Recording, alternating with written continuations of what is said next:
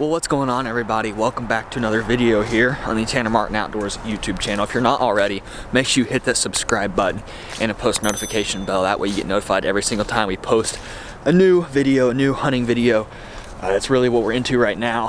I figured it's a good time to give you guys an update here. The last video that you watched was a video that I shot that doe, and we pretty much deemed that she was going to survive. A couple people thought that it could be fatal, just be hard to find her. Well, good news is, yesterday she popped back up on camera, and she looks to be doing well. She's obviously has a wound on both sides. You can tell that she's been shot. So you know it's her, it's right where I shot her. That was back on October 1st that I shot her, and it is October 27th now. So it's been 26 days since then, and I've been hunting pretty hard. We've been hunting regular back here, trying to get another opportunity at a doe. I've had a couple opportunities at smaller does, and I've had a couple opportunities at does that I would shoot, but they were like right at last light, right when, you know, you can't really tell if there's branches in the way. I just didn't want to take a chance at wounding another deer, so I didn't take shots on them. Since then, we've got pictures of another buck back here in the woods. He's also a shooter. He's not wide, but he's real tall. So that's gonna be interesting to see how that shakes out with the rut approaching quickly, to see which one becomes the dominant buck. We already got a video of them kind of going at it, just kind of sparring a little bit.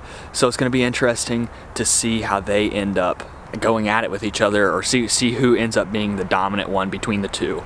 So in efforts to try and get that rivalry started, we went back here about 3 weeks ago and made a mock scrape to not only try and get the rivalry between the two started, but to also try and get them more regular in the area, checking the area. So within 2 days of making that mock scrape, the wide buck showed up, hit the scrape, and made a rub on a tree right next to it that I'll show you guys right now. So now we got 2 bucks that are in the area. So then after that, last week I was in the stand over here, and I actually saw the wide buck come through, cutting through some thick timber, and he's bigger than he looks on camera. I'm just gonna say that. His body is like a horse. I mean, he's definitely a big mature deer. I was looking back through some past pictures, and it looks like we actually have pictures of him for 3 years. This is the 3rd year we've had pictures of him. We believe he's at least 5.5. Now I got a little bit of a dilemma.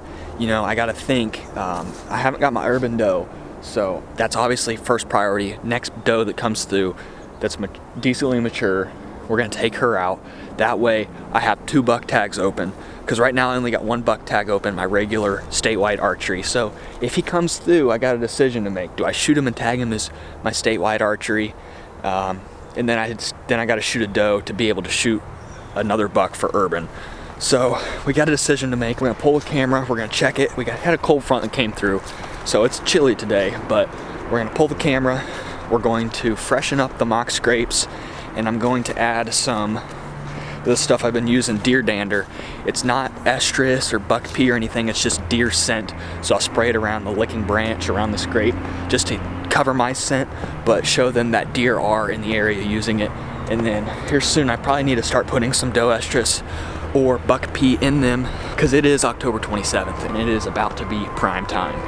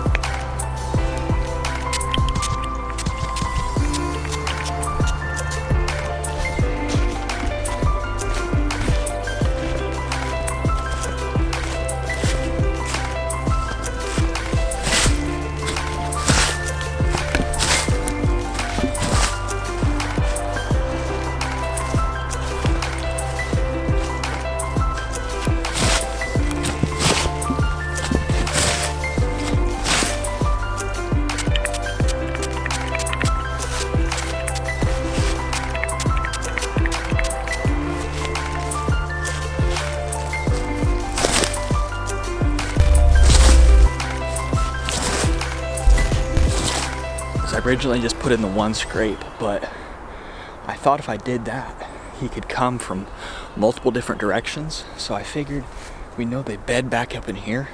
I'll put up on Onyx too, so you guys can see, but we know that they bed back in here. So what I tried to do is create like a scrape line on this kind of logging road.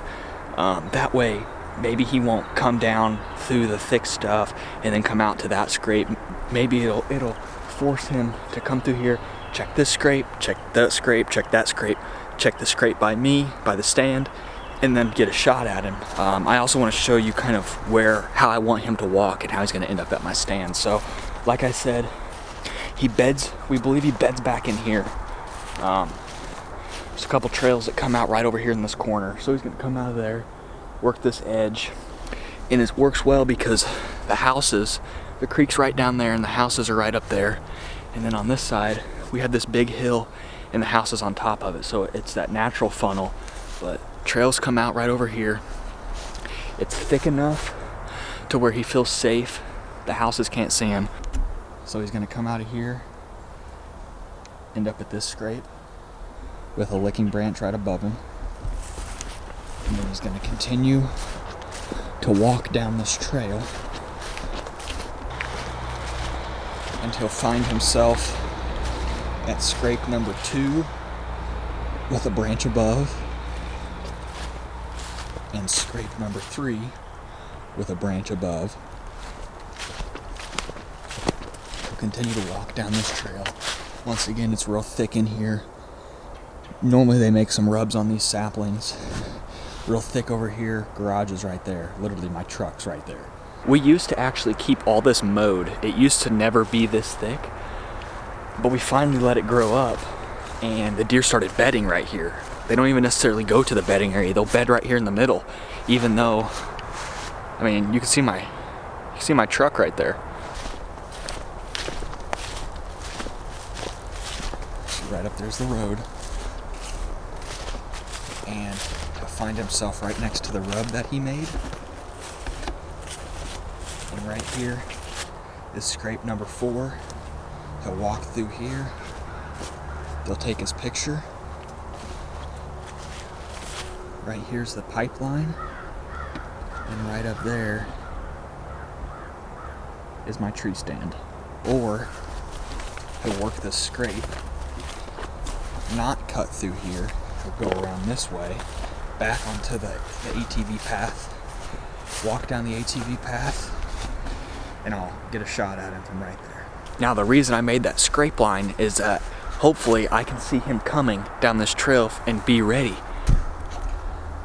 Rather than him come out of this trail that wraps and goes right through here, and right up there's where the hill tapers down. You can see right where the trail cuts through the woods and goes right up to that hill. So I did this because I'll see him coming down this trail rather than him work that hillside, cut through here. I won't be able to see him from here because this bush is in the way, and him hitting the scrape from there. So hopefully I'll be able to see him coming from down there and be ready for him right up in the tree stand. Another reason I also put that there is because the day I saw him, I was right up in the tree and I saw him cutting through this timber back here.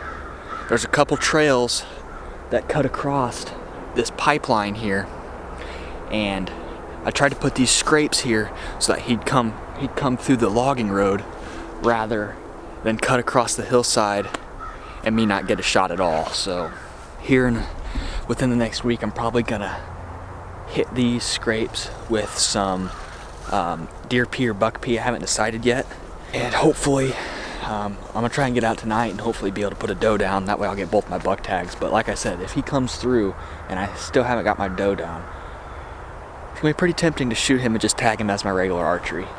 I don't want to do that, but he's definitely a dandy. He's definitely will be the biggest that I've ever shot. So guys, I also want to throw in there that I feel like I'm gonna have a pretty good chance here if I don't get him here during the rut, and he may go off and to some other areas around here and chase some does, but as long as he comes back, which he should, because the first picture I ever got of him was in like middle of December 2 years ago.